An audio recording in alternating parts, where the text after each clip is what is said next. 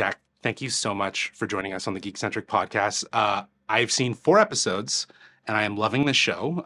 It is so much fun. How does it feel to finally have Agatha all along out in the world? Oh my gosh, it's such a thrill. I mean, with both WandaVision and Agatha All Along, they're puzzle box shows, Mhm. they have unfurling mysteries. Yes. And it's years of our lives that we keep these secrets under wraps. Mhm. And so to finally be able to just start talking about it, yeah, it's like a big exhale. It's so great. Yeah, it's very relieving to now like just share it with the world. Get Yes. it out there, right? Yes. Yeah. Yeah. After living in that project box for so long, I can totally Absolutely. imagine. Now, obviously, we're going to talk about the show, but before we do, I'd love to just get to know you a little bit more. I was actually at D23 a couple weeks ago, and I went to the Music of Marvel panel Uh-huh. hosted by Michael Giacchino, and it featured Christoph Beck Yeah. and Kristen Anderson Lopez and Robert Lopez. Yeah. And he asked them a really interesting question that I would love to ask you. Mhm. We're talking about a TV show that has some musical elements. I want to know if you had to choose one musical and one TV show that best represented you as a person, what would they be and Oh why? my gosh. I loved it. Okay, sorry, one musical And one TV show. and one TV show. Musical, stage musical, or You decide. I'm going to leave that up to you. no. Okay. This is so hard and so great. Okay. Okay, so the musical is going to be Singing in the Rain. Okay. I love it so much. It's so beautiful and so perfect and so joyous Mm, and effervescent. And also it's about our industry. right. And it's a fabulous commentary on our industry while also not being sort of like exclusive or esoteric. Like it's so accessible. Right. And the songs get in your blood, Yeah. that's what you want out of musicals. You want to leave the musical singing. Hmm. And then movie, oh God, I'm picking both that have like a centered character that is a Well, pick TV show. TV show. TV because- show, so, not yeah. movie, right? Not movie, TV yes. show. Yeah. Oh, Twilight Zone, Oh, okay. 100%. Okay. That makes sense. No regrets. Twilight Zone. And that's like both of those are very fitting. Like Mhm. even the way you described Singing in the Rain and the musical elements that are featured in Agatha All Along, Mhm. and then also just Twilight Zone being like each episode feels different upon Ugh. itself, but still pulling at a really big mystery as you were mentioning before. Absolutely. The Yeah. mystery piece and the creepy vibes and the tonal shifts every time and the deep dive into a distinct character and world every single episode. Mhm. It's a feat. I Yeah. mean, he had like 6 brains. I don't know how he did that. I'm forever Well, amazed. with this show, it definitely gives me the vibes of WandaVision, Mhm.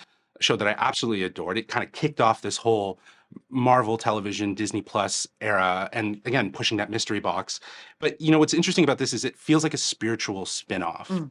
of WandaVision. So how did you balance like keeping that tone of WandaVision, but also doing something sort of fresh and new with Agatha, given the fact that it's a different character that we're Mhm. focusing on? That was very much the intention, is how do we recapture what worked about WandaVision, what was delightful to the fans, what was moving to the fans Mhm. in WandaVision, but do it new and have it be surprising. And I mean, the process of that was I mean, some of it was very sort of like clinical of Mhm. like I had lists. What do I diagnose as the success of WandaVision? And if we're making a show on Agatha, what does it need to have? And so it was like we got to have the hair, makeup, wardrobe. Like Yes. got to have the theatricality and the camp. This is who this character is. She is a performer above all. Got to have the music. Can't do the show without the music. Right. Want the mysteries and the sort of the surprise twist rug pulls. I mean, Yeah. that was so much fun, both in crafting it on WandaVision and watching the audience hook in and then be like delighted or infuriated by it. Like Right. that's what you show up for. Right.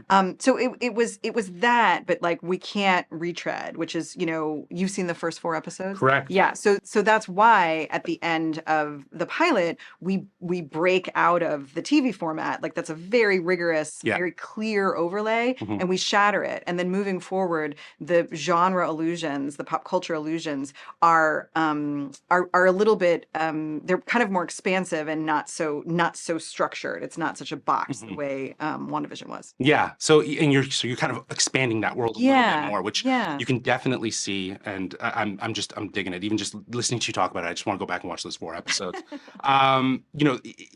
The one thing I wanted to ask you, because you've spent so much time with Agatha, developing the show. Do you see her as a villain, or is she just misunderstood? I don't think she's misunderstood. Okay. I think it's really clear that this woman is a liar and a performer, and she is out for number one, Hmm. and she'll stab you in the back and she'll slice you in the neck.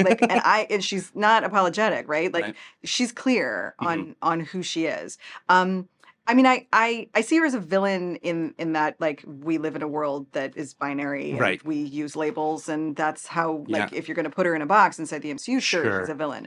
What I think separates her from a lot of the other villains, like in this world of the MCU, is that she's not out for some like universe galaxy scale plan of like domination or submission or like controlling mass Yeah. groups of people. Like she doesn't actually have any of those designs. She like her kink is witchcraft, Right. and like her kink is power. That's Right. what she wants. And so she's interested in anyone who has it as well. Right. And she will hurt people if needed, but that's not her agenda. Right. So in that way, I think that she's a complex Yeah. villain and an unusual one. Yeah. In my mind, I feel like she's not necessarily a villain. She has like villain intentions, Mhm. but like to your point, there is that box that exists in the MCU that we might put her in. Mm. But what's interesting, especially even with something like, WandaVision and Agatha kind of exploring some dark tendencies, it might just be a point of perspective to Mm. really understand the characters, I think right? that's correct. And I think, that was the thing. So like, Wanda, when we start WandaVision inside of the MCU, she was, she's a good guy, right? Right. But what was interesting to me and to my writers, to the writers on the show is like the dark spots, Right. where is the darkness in there? And that's always what I'm interested in any of these characters. Kind of unraveling Yeah, that. yeah. And with absolutely. Agatha, we saw in WandaVision that her mother told her she was bad. Right. That's a narrative she has been fed. Hmm. And is that actually true? I don't know. Yeah. But like when your parent is the one telling you that that's fact, that does something to a person. Yeah, absolutely. I can totally see how that is going to unravel itself in this series. One thing that I really love too is that the show is very much kind of like WandaVision is very much redefining the modern witch, Mhm. and it's breaking away from stereotypes. It's bringing about a conversation around that. Working with your writers, how did you want to preserve that authenticity and give new perspective Mhm. in a show like this? Yeah. Well, speaking about the writers, I mean, that was day one. We were on two tracks. We were like, who is Agatha? What do we want to say about her? Mhm. And who is a witch? And what Mhm. do we want to say about witches? And so, we did an enormous amount of research, both historically and also sort of what Pop are culture, pop yeah. culture Yeah. exactly. And so I don't know. I don't know if it's about like fresh take on witches. I think what the writers and I wanted to do is like reclaim a lot of the stereotypes and play with a lot of the stereotypes, but not get boxed in by anything. I love that. We can do, there can be pointy hats and there can also not be pointy hats. Okay. A witch can be anything. Yeah. And so I think that's really what it was. Is like when we want to wear the thing, we'll wear the thing, and when we don't, we don't. But it doesn't change the inherent witchiness of a person. I love that. That is such a great response. I have a fun question for you. Each Marvel show, in my opinion, seems to offer a new lens for us to like kind of look through and see the MCU. Mhm. If you could bring a character from the MCU, just pluck a character from the MCU Mhm. and put them into this world, who would it be and why? Oh, I answered a similar question recently, and I'm like, can I use her again?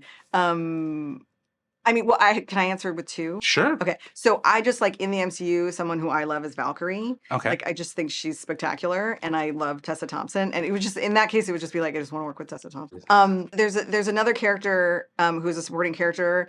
She was in She-Hulk, and Yeah. I loved her so much. And she has like a joke in She-Hulk about like Jake the goat, which like witches and goats and like Yeah. yeah.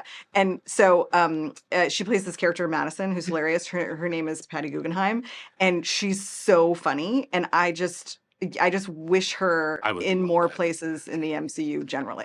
I would love to see that. I think she would fit, like you said, like she's already got a bit of a connection to the mystical world Yeah. from what we saw in She-Hulk. Yeah. So I think that makes total sense.